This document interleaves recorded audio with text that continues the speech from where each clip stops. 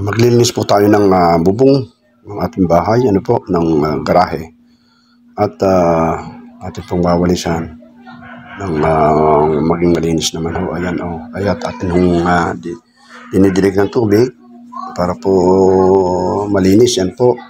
Araw-araw ko po itong ginagawa dito po sa aking bubong Ayan, lagi ho yung malinis. Maintain ko linis niyan. At mamaya ho bababa tayo at tayo magwawalis pa rin doon sa baba. Doon sa aking tatalian ng aking dalawang tuta.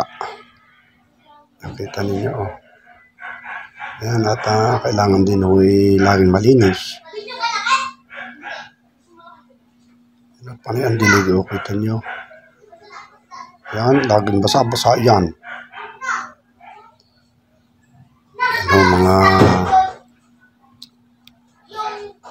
Mga kabaraw, ito po ang ating ginagawa sa pang-araw-araw dito sa ating pong bakuran. Ayan po, at tayo ay malapit na bumaba para kung magwalis naman tayo.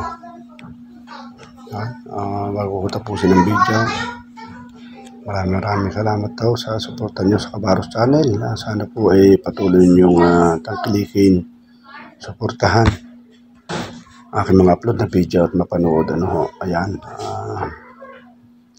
binabati ko po kayo ng advance Merry Christmas sa inyo lahat. At lagi po kayo mag-iingat.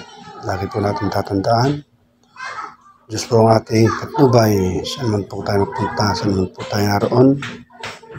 Yan po ang ating huwag kalilimutan sa ating pong buhay. Yan po, marami po ulit salamat sa inyo lahat.